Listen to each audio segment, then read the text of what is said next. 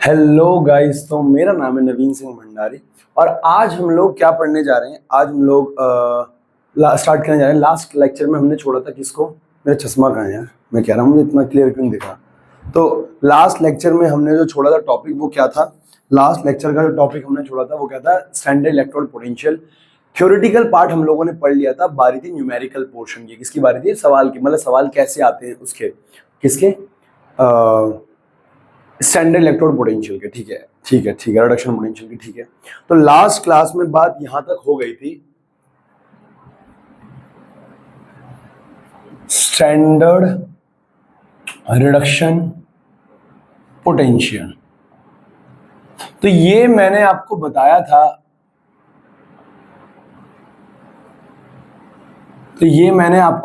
यहां तक कि अगर किसी मेटल सॉलिड से हमें मेटल आयन में जाना है, Mn+ में जाना है, एक्वस स्टेट में, तो यहाँ पे तीन एनर्जियों का खेल होता है। किसका होता है? और जो एंथैल्पी चेंज आता है बेटा, इस बारे में हमने कल बात कर लिया। हाँ, यहाँ पे तीन एनर्जीज का गेम आता है। डेल्टा एच आर जो एंथैल्पी ऑफ रिएक्शन होती है वो किसके बराबर होती थी बेटा?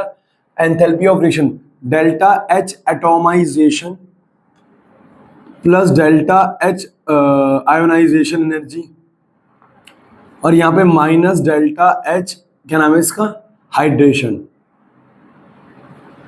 इस तरीके से हम लोग क्या करते थे, अपना एनर्जी डेल्टा एच आर निकालते थे। और बाद में आपको मैंने क्या बोला कि जो डेल्टा एच आर होता है, जो एंथैल्पी ऑफ रिएक्शन होता है, यही होता है किसके बराबर? ई नॉट सेल के बराबर। याद है ये? तो हमने क्या कहा था, ई सेल को भी आप ऐसे कैलकुलेट कर सकते हो, delta H atomisation plus delta H ionisation enthalpy minus delta H hydration. तो ये हमारे पास क्या होगा, इस तरीके से हम एनर्जी को कैलकुलेट करेंगे। तो इस तरीके से हम लोग एनर्जी को क्या करेंगे, कैलकुलेट करेंगे। क्लियर है? कोई डाउट नहीं। अब मैं ये कहना चाह रहा हूं कि हमारे पास ये तो हो गया, ठीक है, वेरी गुड। अब हमारे पास सवाल कैसे आएंगे? एनसीईआरटी का एक सवाल है, मैं आपको एनसीईआरटी का एग्जांपल, इंडेक्स नंबर 8.4 निकालो। तो बेटे ये हमारे पास एक सवाल है, एनसीईआरटी का एग्जांपल नंबर 4 है। ये क्या कह रहा है सवाल हमारे पास ये कह रहा है कि M2+ से M वैल्यू फॉर कॉपर के लिए वैल्यू कह रहा है ना। कह रहा है कॉपर का जो इलेक्ट्रोड पोटेंशियल है, रिडक्शन पोटेंशियल है। आंसर हमारे को गिवन दे रखा है, बेटा। ये M की जगह कॉपर है ना, तो मैं लिख सकता हूं कॉपर 2+ से कॉपर कितना दे रखा है, 0.34 वोल्ट और प्लस है। कह रहा है भैया ये प्लस क्यों है? तो पता है, देखो यार, अब आपको ना, मैं अगर आपको ट्रेंड मैंने लास्ट क्लास में लिखवाया था, हाँ मैंने लास्ट क्लास में लिखवाया था ना, उसकी वैल्यू, इसकी वैल्यू। तो आप देखो सबका रिडक्शन पोटेंशियल नेगेटिव है, सिर्फ कॉपर इकलौता ऐसा जिसका रिडक्शन पोटेंशियल क्या है, पॉजिटिव है। अब सवाल यह है कि भैया कॉपर का ये रिडक्शन पोटेंशियल पॉजिटिव क्यों है? तो बेटा आपके पास कोई भी सवाल आए, आप इससे आंसर दे सकते हो। आपको किसी की एटोमाइजेशन एनर्जी याद करने की जरूरत नहीं है, आयोनाइजेशन एनर्जी याद करने की जरूरत नहीं है, हाइड्रेशन एनर्जी याद करने की जरूरत नहीं है। आपको ये फॉर्मूला याद करने की जरूरत है। और देखो यार, आप भले ही एक कॉमन सेंस तो लगा सकते हो यार, कि अगर आंसर पॉजिटिव आ रहा है, तो पॉजिटिव कब आएगा? जब ये वैल्यू ज्यादा हो, ये वैल्यू कम हो।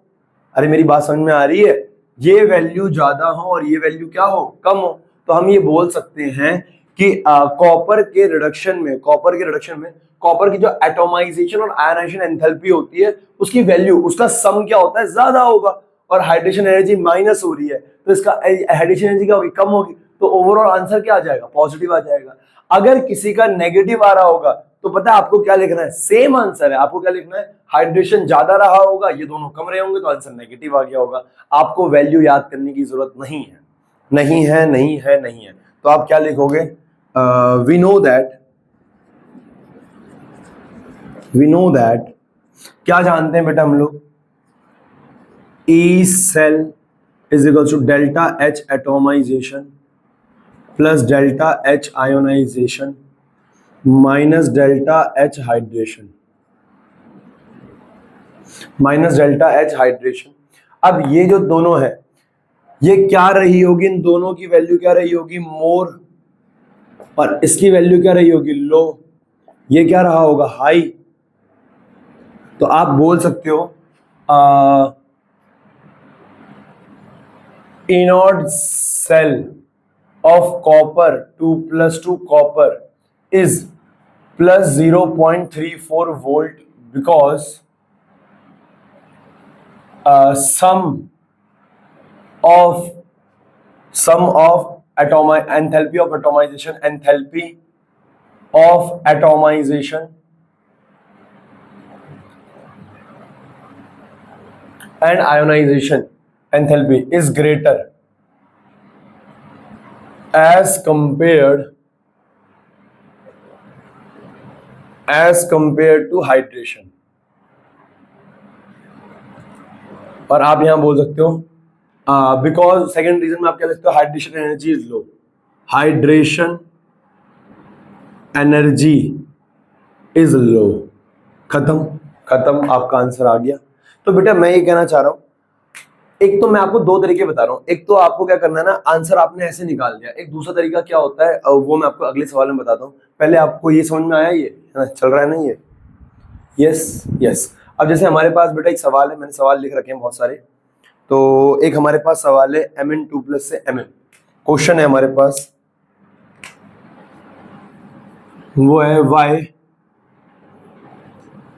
इनोड Mn2+ से Mn, इसकी वैल्यू है हमारे पास -1.18 is equal to 1.18 volt minus.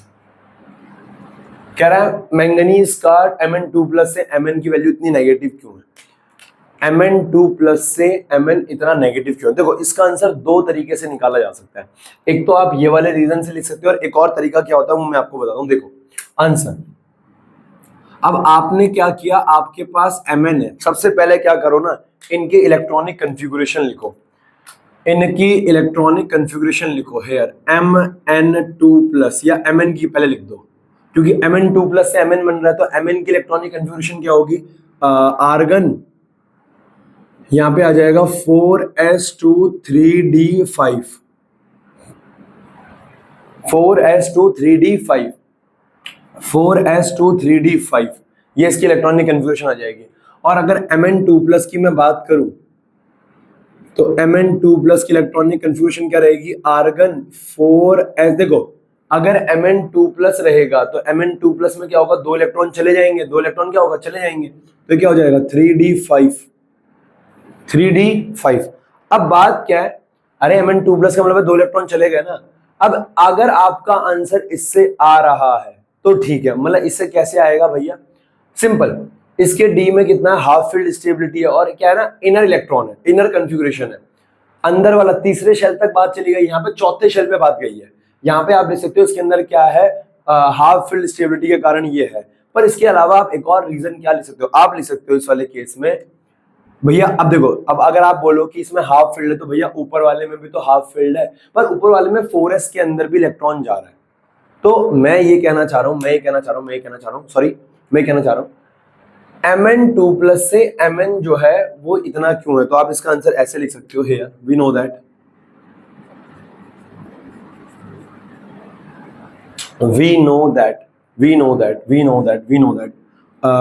E cell is equal to enthalpy of atomization plus enthalpy of ionization minus enthalpy of hydration। तो आप ये बोल सकते हो इसकी वैल्यू नेगेटिव आ रही है, इसकी वैल्यू नेगेटिव आ रही है, इसका मतलब क्या है, इन दोनों की वैल्यू क्या रही होगी, लो, इन दोनों की वैल्यू क्या रही होगी, लो, इसकी वैल्यू क्या रही होगी, हाई। आप सेम आंसर इसमें भी लिख सकते हो, बराबर है। तो फटाफट इसको नोट कर लो बेटा, वेरी गुड।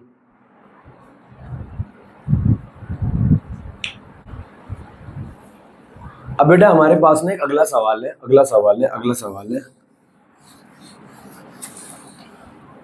इसके अंदर क्या ना बेटा, सवाल आएगा 1 नंबर का और बहुत सिंपल सवाल रहेगा। आपको सब में सेम ही रीजन लिखना है, लगभग सब में सेम ही रीजन लिखना है ना। अगर वो ज्यादा स्टेबिलिटी की तरफ जाएगा तो वो रिएक्शन होगी, नहीं होगी तो नहीं जाएगा। अब देखो मैं ये कहना चाह रहा हूं, एक सवाल है हमारे पास, कह रहा है क्वेश्चन कह रहा है वाई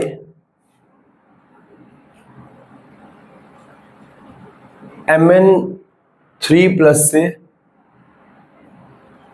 Mn2+ Mn2+ 3+ से 2+ इज इक्वल्स टू +1.57। कह रहा है मैंगनीज की इतनी वैल्यू होती है, बताओ क्यों। मैंने ये ऑन कर दिया video. Yes yes yes yes, ठीक है। देखो अब मेरी बात को बहुत ध्यान सुनना। मैंने क्या बोला, आप आंसर दो तरीके से दे सकते हो, मैं दूसरा तरीका भी बताता हूं आपको। देखो आंसर, अब आप अगर एक चीज देखो यहाँ पे, अगर आप एक चीज देखो आंसर, अगर आप मैंगनीज की इलेक्ट्रॉनिक कन्फिगुरेशन करो, अगर आप लोग मैंगनीज की इलेक्ट्रॉनिक कन्फिगुरेशन करो तो ये है manganese.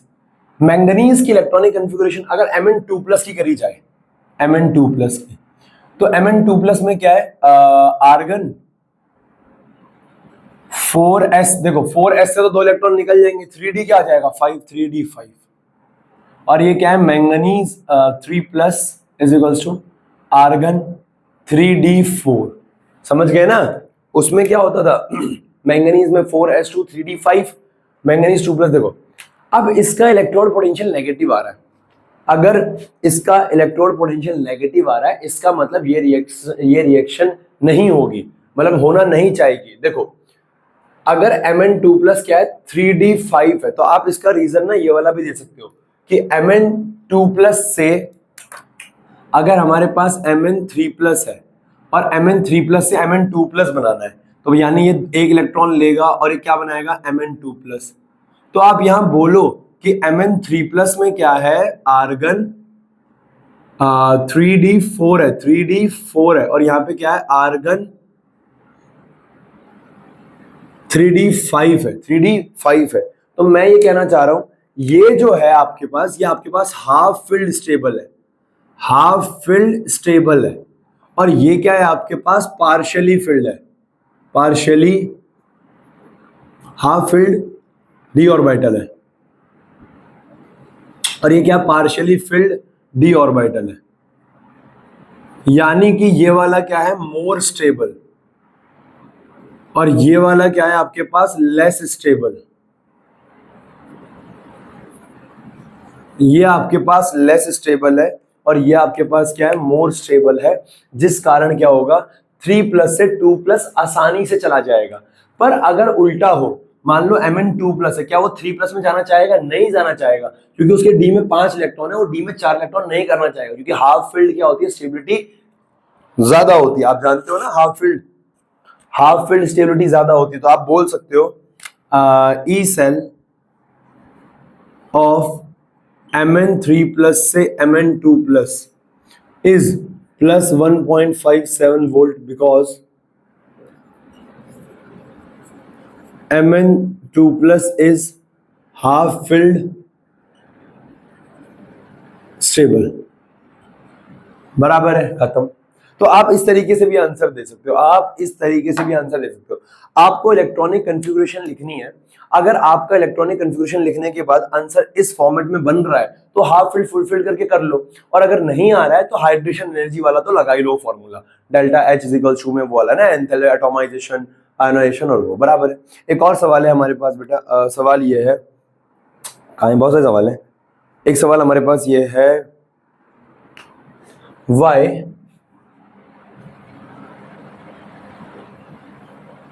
Electrode potential of scandium 3+ से स्कैंडियम 2+ इज वेरी लो। कहता है स्कैंडियम 3+ से स्कैंडियम 2+ इतना लो क्यों है, वेरी लो क्यों है? बेटा एक बार ना इस सवाल को आप खुद ट्राई करने की कोशिश करो, इलेक्ट्रॉनिक कन्फिगुरेशन निकालो, देखो देखो कहां दिक्कत आ रही है, देखो हो जाएगा। बहुत सिंपल सवाल है, बहुत सिंपल सवाल है। अगर मैं करूं इसको, एक बार आप ट्राई करो बेटा। आंसर, ये हमारे पास स्कैंडियम है, स्कैंडियम 3+ का मतलब पता है क्या होता है? स्कैंडियम की इलेक्ट्रॉनिक कन्फिगुरेशन होती है, अगर मैं स्कैंडियम की करूं तो आप लोग जानते हो सिर्फ स्कैंडियम के हमारे पास होता है आर्गन, ये हो गए 18 इलेक्ट्रॉन, 18 इलेक्ट्रॉन। अब 18 19 20 21 ये जाएगा 4s2 3d1। पर अगर यहां पे लिखा हुआ है स्कैंडियम 3+, ये हो गया आर्गन, और 2 और 1 यहां से जाएगा, कितने हो जाएंगे 3। तो यहां से ये आ गया आर्गन आर्गन, इलेक्ट्रॉनिक कंफ्यूजन आ गई इसकी। पर अगर मैं स्कैंडियम 3+ की बात करूं, 2+ की बात करूं, तो 2+ क्या हो जाएगा आर्गन। 4s2 से 2 इलेक्ट्रॉन जाएंगे, 2+ का मतलब है 3d1 बचेगा, 3d1। तो मैं ये कहना चाह रहा हूं, आपने इलेक्ट्रॉनिक कंफ्यूजन कर ली। अब वो कह रहा है स्कैंडियम 3+ से 2+ इतनी आसानी से नहीं जाएगा, और ऑब्वियस सी बात है नहीं जाएगा। क्यों नहीं जाएगा? स्कैंडियम 3+ को जब आप एक इलेक्ट्रॉन दोगे तो वो स्कैंडियम 2+ बनाएगा, बराबर है ना।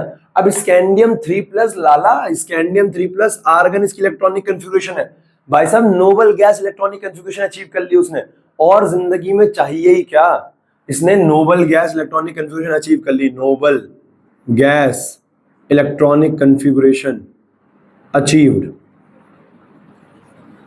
अचीव कर लिया।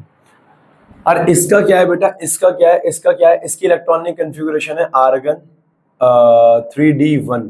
इसमें क्या है, ये स्टेबल नहीं है, ये क्या होगा मोर स्टेबल होगा। क्या होगा? More stable. तो भाई अगर ये मोर स्टेबल है और ये क्या है लेस स्टेबल है, लेस स्टेबल है, तो भैया अगर ये लेस स्टेबल है तो इसीलिए इसका ई सेल क्या होगा, E cell is very low, क्योंकि ये 3+ से 2+ वाली स्टेट में नहीं जाना चाहेगा क्योंकि वो लेस स्टेबल है साला। बात समझ में आ रही है? E cell is very low because scandium 3+ is has achieved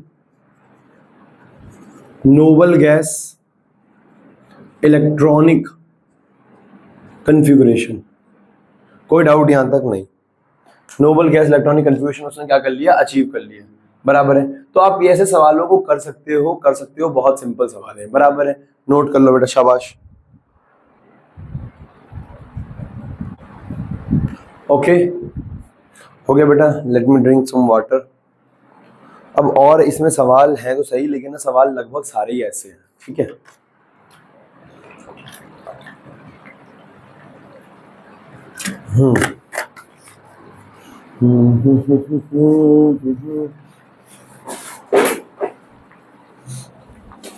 आगे बढ़ रहे हैं बेटे, ठीक है। अगला मैं आपको एक इंपॉर्टेंट नोट बताने जा रहा हूं। वो नोट क्या है, वीडियो ऑन कर रखिए। यस यस यस यस, मैं आपको ना कॉपर की कहानी सुनाता हूँ। कॉपर नाम सुना आपने? कॉपर, कॉपर बहुत बढ़िया चीज है कॉपर। देखो कॉपर वैसे बंदा ग्रेट है, पर एक समस्या है कॉपर के अंदर। कॉपर वैसे तो बंदा एकदम ग्रेट है भाई साहब, एकदम ग्रेट बंदा है कॉपर। देखो क्या सीन है कॉपर का, क्या सीन है कॉपर का। देखो मैं ये कहना चाह रहा हूं कि हमारे पास क्या है, कॉपर है। हमारे पास क्या है, कॉपर है। देखो नोट,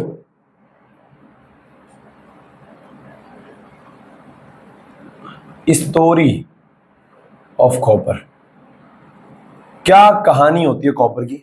कॉपर की कहानी ना दो चीजों में मिलती है। एक मैं बात करने जा रहा हूं गैसियस स्टेट के अंदर। देखो पहला जो मैं कॉपर की बात करने जा रहा हूं, इन गैसियस स्टेट।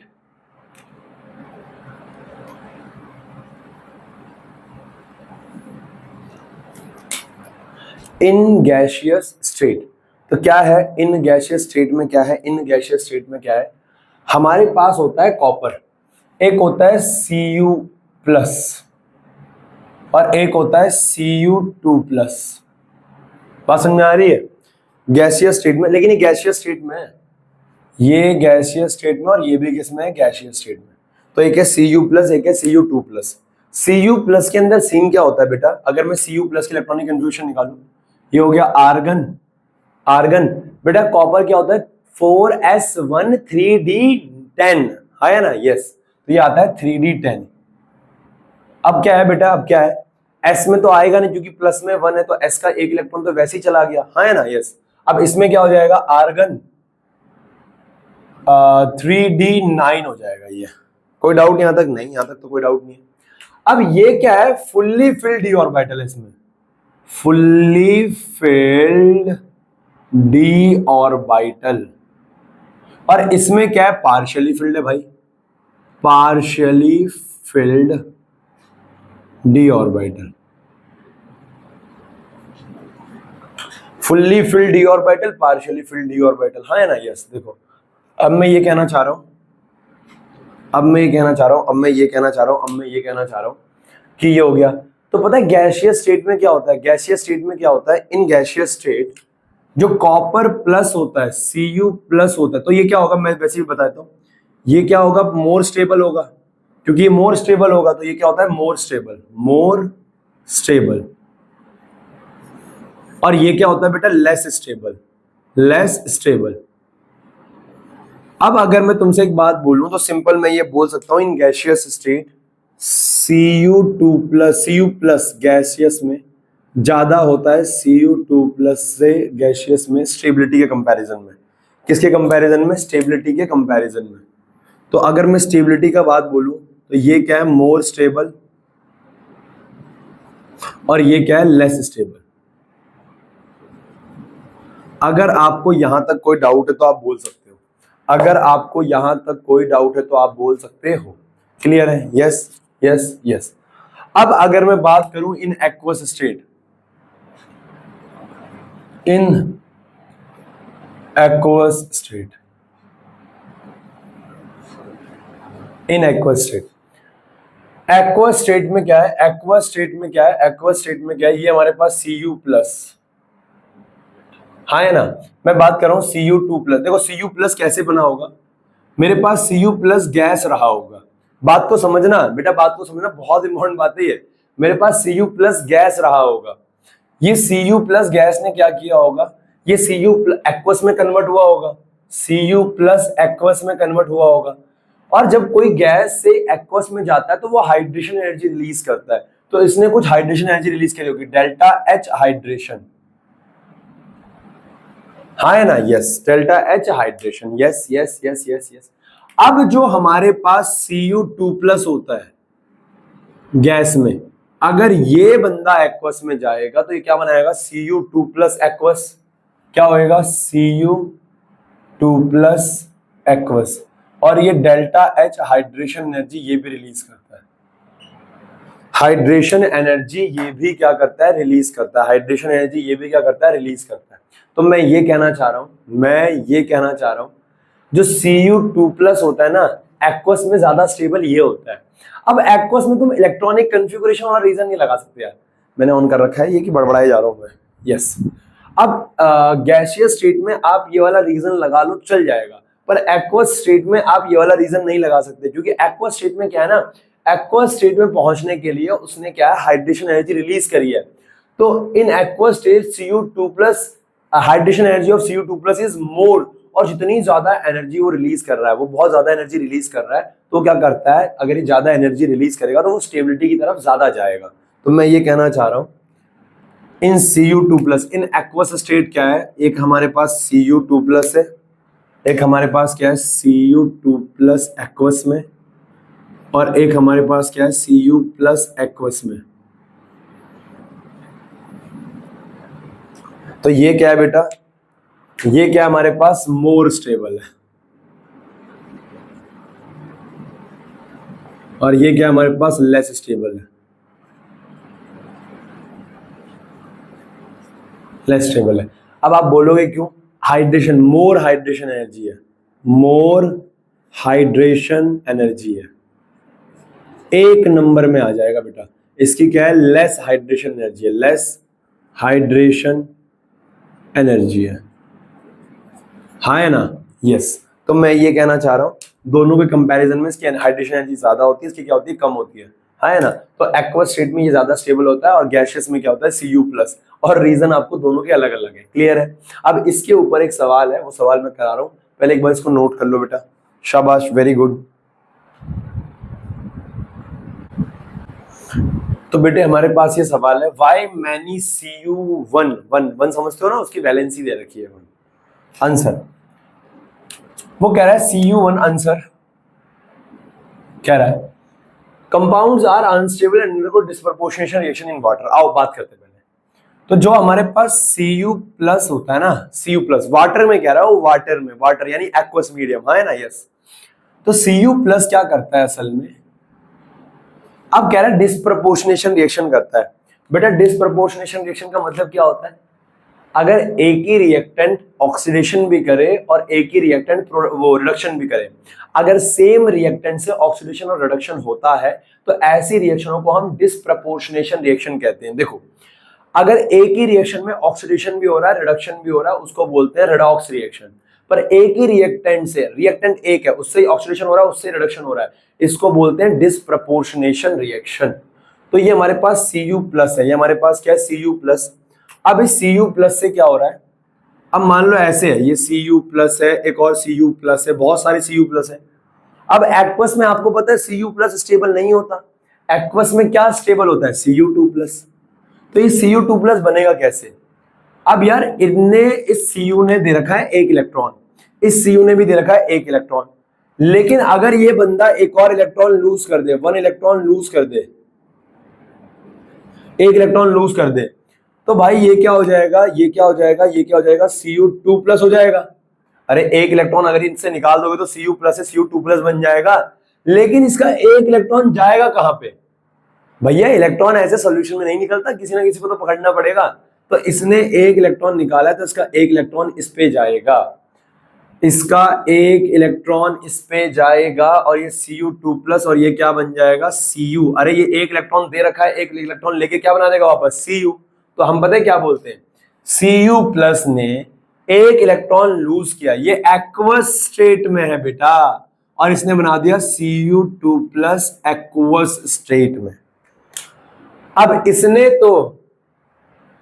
तो इलेक्ट्रॉन दिया है, इसने तो इलेक्ट्रॉन दिया है, इससे इलेक्ट्रॉन लिया होगा कॉपर ने, तो उसने क्या बना दिया होगा, Cu, और ये सॉलिड होगा। तो मैं ये कहना चाह रहा हूं कि अगर कॉपर एक इलेक्ट्रॉन लूज करे तो इसे हम क्या बोलेंगे, अगर कॉपर एक इलेक्ट्रॉन लूज करे, ये लॉस, यहां पे लॉस ऑफ इलेक्ट्रॉन हो रहा है, लॉस ऑफ इलेक्ट्रॉन, तो इसे हम क्या बोलेंगे, ऑक्सीडेशन। और अगर यहां पे क्या हो रहा है, गेन ऑफ इलेक्ट्रॉन यानी रिडक्शन, हाँ है ना, तो ऑक्सीडेशन और ऊपर क्या हो रहा है, रिडक्शन।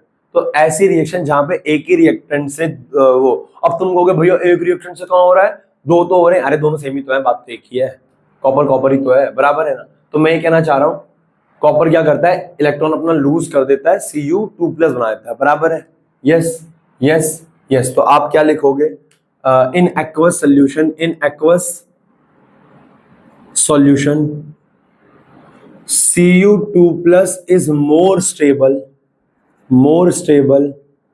because of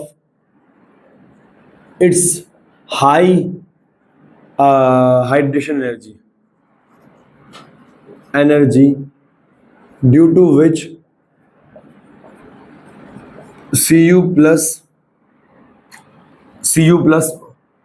क्या बोलते हैं इसको, क्या loss of oxidises into Cu2 plus, बराबर है, यस यस यस। ये था हमारा स्टैंडर्ड इलेक्ट्रोड पोटेंशियल या स्टैंडर्ड रिडक्शन पोटेंशियल आप कह सकते हो। अब भैया तुमने इतना पढ़ लिया, इसके बाहर से सवाल नहीं बोलेगा, और बोलेगा भी तो तुम बना ले जाओगे, बराबर है, यस यस। नोट करो, मैं शांति से पानी पीना चाहूंगा, 1 मिनट।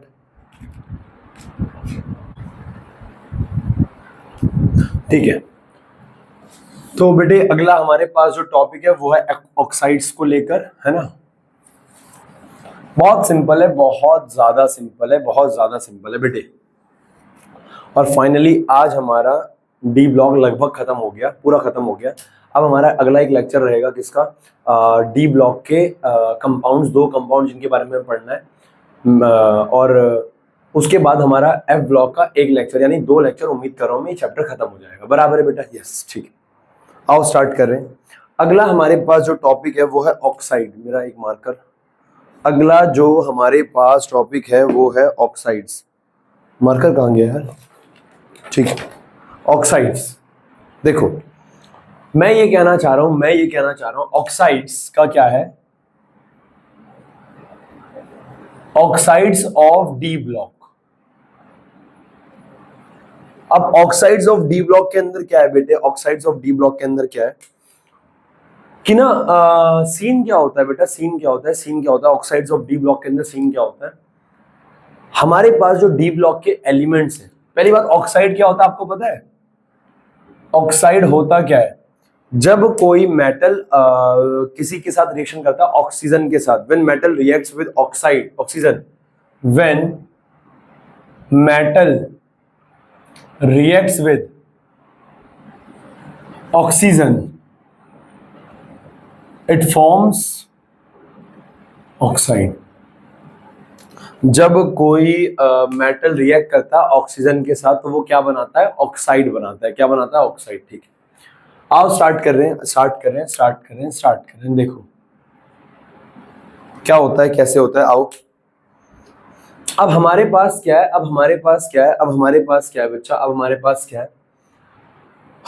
पास क्या है, उदाहरण के तौर पे हमारे पास सबसे पहले स्टार्टिंग में आ गया स्कैंडियम, तो यहाँ पे आया स्कैंडियम, ये हो गया टाइटेनियम, वेनेडियम, क्रोमियम, मैंगनीज, ऐसे ही आयरन, कोबाल्ट, निकल, कॉपर, जिंक जा सकता है, बराबर है ना, ठीक है। अब देखो, अब स्कैंडियम हो गया, टाइटेनियम, वेनेडियम, क्रोमियम, मैंगनीज, ठीक है। अब इनके ना अलग अलग ऑक्सीडेशन नंबर होते हैं, मैं सिर्फ एक एक दो ऑक्साइड्स की बात करूंगा, बराबर है ना। इनकी अलग अलग वैलेंसीज होती है, अलग अलग नंबर ऑफ ऑक्साइड्स बनते हैं। देखो उदाहरण के तौर पे हमारे पास जो स्कैंडियम है, स्कैंडियम की वैलेंसी क्या होती है, 3। ऑक्सीडेशन स्टेट क्या होता है स्कैंडियम का, 3। और ऑक्सीजन का ऑक्सीडेशन स्टेट क्या होता है, 2। तो कैंची मल्टीप्लाई से क्या बनेगा, H2O3, तो इसका ऑक्साइड्स क्या हो गए, Sc2O3, स्कैंडियम ट्राइऑक्साइड्स, बराबर है, ठीक है। स्कैंडियम ऑक्साइड बोलो, कोई दिक्कत नहीं। टाइटेनियम, अब टाइटेनियम का क्या है, टाइटेनियम की ऑक्सीडेशन स्टेट 2 भी होती है, टाइटेनियम की ऑक्सीडेशन स्टेट 2 भी होती है, और ऑक्सीजन की 2 होती है, तो 2 से 2 कट जाएगा तो क्या आएगा, 1, तो क्या बन जाएगा, TiO, क्या बन जाएगा, TiO। और टाइटेनियम की 3 भी तो होती है, अरे हाँ है ना, 3 भी होती है, तो ये वो भी बन जाएगा, Ti की जाएगी 3 और ऑक्सीजन की हो जाएगी 2, तो Ti2O3 भी हो जाएगा। 4 भी होती है तो वो भी हो जाएगा अगले वाले की। तो इसका क्या होता है बेटा, अगर मैं इसकी बात करूं तो इसका क्या हो जाएगा, वेनेडियम, वेनेडियम के जो वेनेडियम के, अब अगर मैं बात करूं मान लो इसके टाइटेनियम की बात करते हैं, टाइटेनियम की ऑक्सीडेशन स्टेट 3 भी होती है और ऑक्सीजन की कितनी होती है, 2, तो कैची मल्टीप्लाई से क्या बनेगा बेटा, Ti2O3, ये भी बन जाएगा। अब जैसे मान लो वेनेडियम है, क्या है वेनेडियम, अब वेनेडियम की ऑक्सीडेशन स्टेट क्या होती है, 2 3 4 5 तक होती है, सॉरी अगर मैं सही हूँ, हाँ 5 तक होती है, 5 तक होती है, ठीक है ना। तो क्या हो जाएगा, वेनेडियम, वेनेडियम का क्या हो गया 2, ऑक्सीजन का क्या हो गया 2, तो ये क्या हो जाएगा, VO हो जाएगा, हाँ है ना। अब मान लो इसका 3 है तो क्या हो जाएगा, V2O3। अब मान लो इसका 4 है तो क्या हो जाएगा, V2O4, हालांकि ये कट जाएगा 2 पे, तो V2O2 भी हो जाएगा। इसको तुम ऐसे भी लिख सकते हो, क्या, V2O2, और अगर V1O2, और अगर वेनेडियम का 5 हो गया, 5, ऑक्सीजन का 2 हो गया, तो ये क्या बन जाएगा, V2O5। तो मैं ये कहना चाह रहा हूं, ये इनकी अलग अलग क्या ऑक्साइड्स है। अब क्रोमियम है, क्रोमियम की वैलेंसी क्या होती है, क्रोमियम Cr की 3 भी होती है, इसका क्या हो जाएगा 2, तो Cr2O3, बराबर है। अगर ये 4 हो गया तो क्या हो जाएगा, Cr2O4, और अगर ये 6 हो गया मान लो तो क्या हो जाएगा,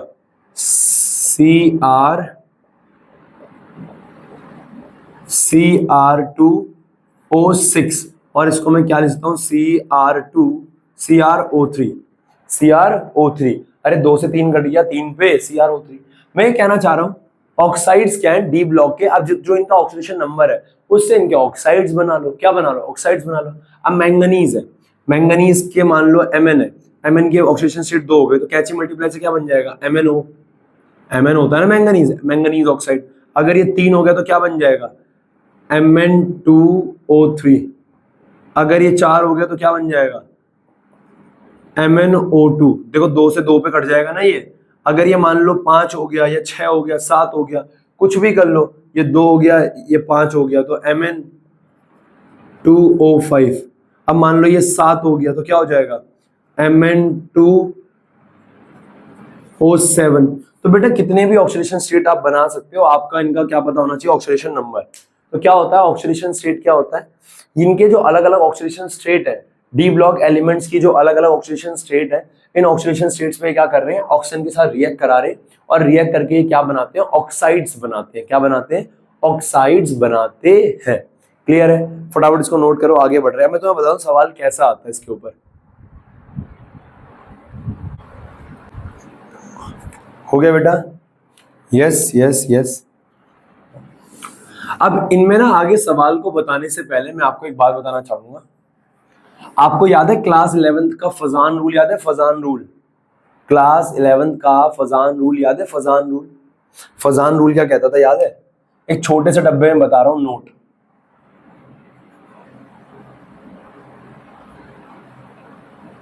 फजान्स रूल, फजान्स रूल किस बारे में बात करता था, ये कोवेलेंट कैरेक्टर की बात करता था आयोनिक कंपाउंड के, covalent character of ionic compound, covalent character of ionic compound, of ionic compound बराबर है covalent compound of, covalent character of ionic compound. अब ये कैसे बात करता था याद करो, मुझे पेन चाहिए, याद है काशीपुर में, हाँ या ना, हाँ मैं ये कहना चाह रहा हूं, मुझे पेन नहीं, सॉरी मुझे चाहिए, याद है मुझे चाहिए लड़की काशीपुर में, है ना, ये इसकी ट्रिक थी। मोर चार्ज पॉइंट्स, याद करो, पहला मोर चार्ज, दूसरा मोर चार्ज लार्ज एनायन, तीसरा स्मॉल कैटायन,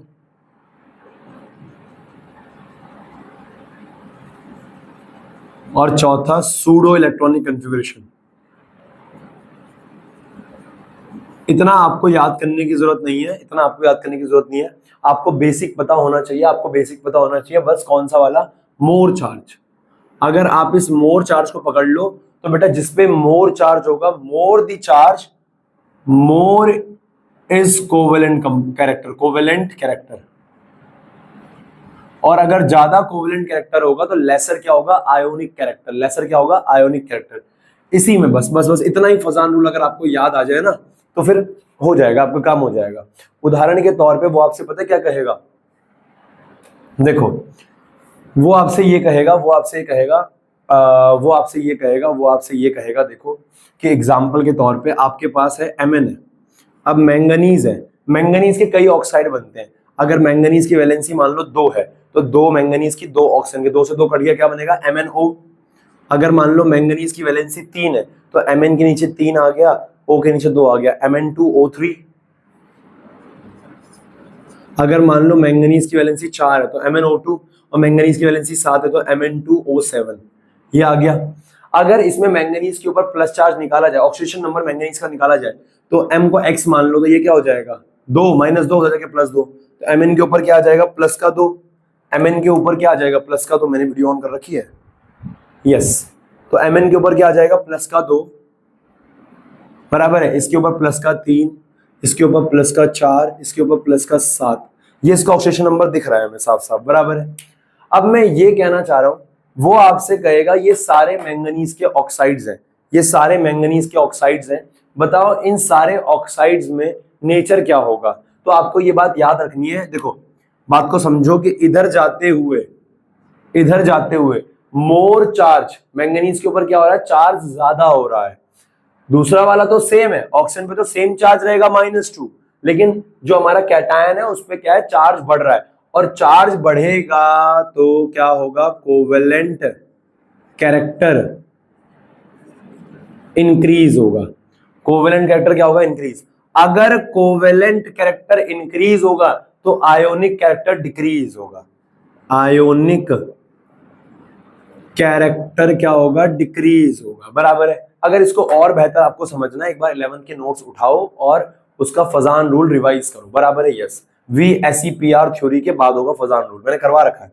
अगला क्या है बेटा, अगर आयोनिक कैरेक्टर डिक्रीज हो रहा है, कोवेलेंट कैरेक्टर बढ़ रहा है, कोवेलेंट कैरेक्टर बढ़ रहा है, तो बेटा अगर कोवेलेंट कैरेक्टर बढ़ता है तो एसिडिक नेचर भी बढ़ता है। एसिडिक नेचर, एसिडिक नेचर क्या होगा, इंक्रीज होगा। यानी कि पता है क्या होता है, ये होता है बेसिक, ये होता है बेसिक, ये क्या होता है हमारे पास, बेसिक। जैसे कि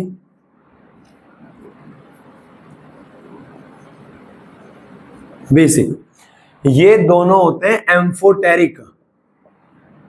एम्फोटेरिक क्या होता है, एसिडिक बेसिक दोनों बिहेवियर दिखाते हैं, और ये होता है बेसिक, एसिडिक। सॉरी, मैं क्या कहना चाह रहा हूं, देखो जैसे जैसे हम इधर जा रहे हैं, जैसे जैसे हम इधर जा रहे हैं, हमारा क्या हो रहा है, एसिडिक स्ट्रेंथ बढ़ रही है, हमारी क्या हो रही है, एसिडिक स्ट्रेंथ बढ़ रही है। एसिडिक स्ट्रेंथ, बेसिक, एम्फोटेरिक, और ये क्या है, एसिडिक, है ना। एसिडिक स्ट्रेंथ बढ़ रही है, पहले वो बेस था, फिर थोड़ा हल्का एसिड की प्रॉपर्टी और एसिड की प्रॉपर्टी, अब एसिडिक ही हो गया। तो बेटा याद रखो, याद रखो, याद रखो कि कोवेलेंट कैरेक्टर बढ़ेगा तो आयोनिक कैरेक्टर घटेगा, और आयोनिक कैरेक्टर घटेगा तो एसिडिक नेचर बढ़ेगा, बराबर है। अब ऐसा सवाल इसके ऊपर नहीं है, ऐसा सवाल किसी के ऊपर भी आ जाता है। मैं आपको दिखाता हूं इसका सवाल सेम, पहले आप इसको नोट कर लो, 5 4 3 2 1, ठीक है, हो गया। ये पहला एग्जांपल था बेटा। मैं आपको सेकंड एग्जांपल दिखाता हूं एक सेम ऐसी।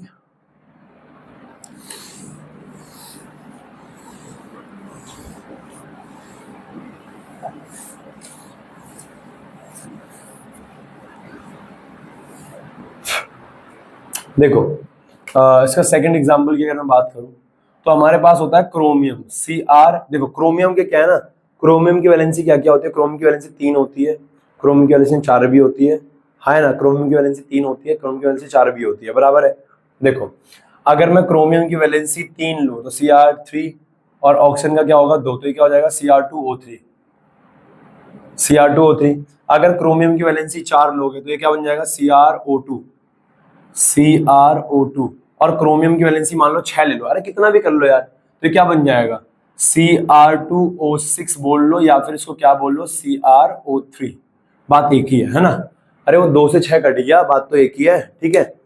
अब इनमें अगर मैं ऑक्सीडेशन नंबर बोलूं तो Cr का क्या हो जाएगा, अबे आप ऑक्सीडेशन नंबर निकाल सकते हो यार, इसको मान लो 2x प्लस में, और ये क्या होता है -2 इंटू में 3 इज इक्वल टू 0, तो यहाँ से 6 उधर जाएगा, प्लस का 6, और वैसे भी आपने वैलेंसी जो ली है वही तो होगा, तो इसका +2 है, इसका +4 है, और इसका क्या है +6 है, कोई डाउट नहीं।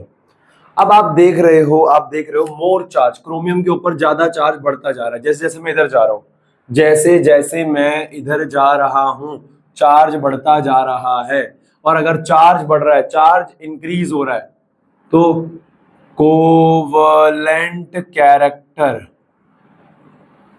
भी क्या होगा, इंक्रीज, और आयोनिक कैरेक्टर क्या होगा, डिक्रीज। कोवलेंट कैरेक्टर बढ़ेगा, आयोनिक कैरेक्टर क्या होगा, घटेगा। तो बेटा यहां से एसिडिक नेचर क्या होगा, एसिडिक नेचर भी क्या होगा, बढ़ेगा, इंक्रीज। तो बेटा इसके अंदर भी सेम सीन है, ये होता है बेसिक, ये होता है एम्फोटेरिक, और ये क्या होता है अपने पास एसिडिक। तो ये होता है हमारे पास क्या, बेसिक, ये होता है हमारे पास एम्फोटेरिक, और ये क्या होता है हमारे पास एसिडिक। कोई डाउट।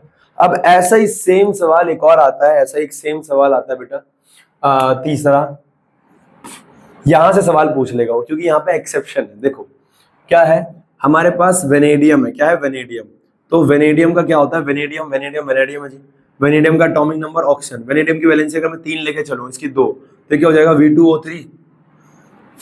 अगर इसको मैं 4 लेके चलूं तो क्या हो जाएगा V2O4 या फिर VO2, और अगर मैं यहाँ पे लेके चलूं 5, इसके वो 5 लेके चलूं तो क्या हो जाएगा V2O5, बराबर है। तो अब यहां से भी वही बात है सेम, पर बेटा सीन क्या होता है ना, ये बेसिक होता है, कोई डाउट नहीं है, ये बेसिक होता है, ये थोड़ा कम बेसिक होता है, ये एसिडिक नहीं है, इसके अंदर V2O5 इज नॉट एसिडिक। वो आपसे कह देगा, ऐसे सीरीज बना देगा, कहेगा V2O5 के बारे में बताओ, तो V2O5 जो है वो एसिडिक नहीं है, ये क्या है, एम्फोटेरिक होता है। यानी वेनेडियम का कोई ऑक्साइड एसिडिक बन ही नहीं पाएगा, क्योंकि वेनेडियम मैक्सिमम 5 जाता है ऑक्सीडेशन स्टेट, और 5 ऑक्सीडेशन स्टेट पे क्या हुआ, एम्फोटेरिक। एम्फोटेरिक क्या होता है, जो एसिडिक बेसिक दोनों बिहेवियर दिखाता है, बराबर है, यस। तो ये क्या है, लेस बेसिक होता है। तो मैं ये कहना चाह रहा हूं चार्ज बढ़ रहा है, नो डाउट चार्ज बढ़ रहा है, इस पे +3 है, इस पे +4 है, इस पे +5 है, नो डाउट इस पे +5 है, बराबर है, यस। लेकिन जब मैं इधर जा रहा हूं वही है, सेम बात वो है कि कोवेलेंट कैरेक्टर बढ़ रहा है, कोवेलेंट कैरेक्टर इंक्रीज हो रहा है, आयोनिक कैरेक्टर डिक्रीज हो रहा है, और यहां से क्या हो रहा है, एसिडिक नेचर क्या हो रहा है, डिक्रीज हो रहा है, इंक्रीज हो रहा है, सॉरी। बढ़ तो रही है, ये बेसिक है, कम बेसिक है, एसिड नेचर तो बढ़ रहा है, और ये एम्फोटेरिक यानी एसिडिक है ये थोड़ा बहुत। तो मैं ये कहना चाह रहा हूँ ये हमारे पास है ऑक्साइड्स। क्या होता है ऑक्साइड्स? अरे कुछ नहीं है, इनका ऑक्सीडेशन स्टेट है अपना, अभी ऑक्सीजन के साथ रिएक्शन करेंगे, ऑक्सीजन के साथ रिएक्शन करेंगे तो कुछ भी कंपाउंड बनाएंगे अपनी वैलेंसी के, अपने ऑक्सीडेशन स्टेट के अकॉर्डिंग, बराबर है, यस। तो फटाफट इसको नोट कर लो बेटा, शाबाश।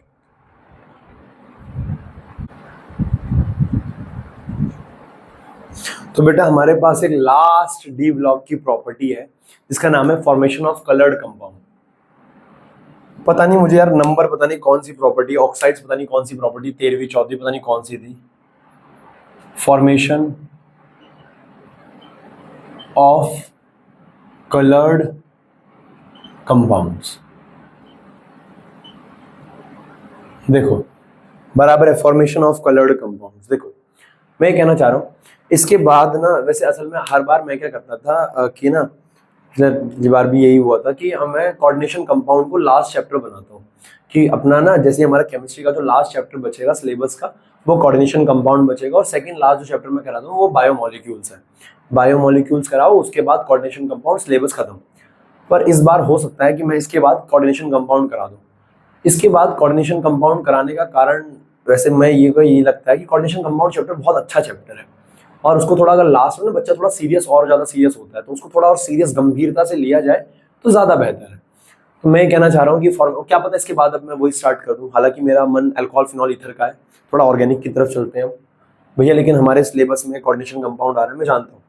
6 चैप्टर हो गए हैं, 6 चैप्टर में लगभग अगर तुम्हारा 70 नंबर का पेपर है, 60 नंबर का पेपर तुम्हारा यहीं से आएगा। अगर तुम 60 में से 55 भी ले आते हो, मोर देन सफिशिएंट है, मोर देन सफिशिएंट है।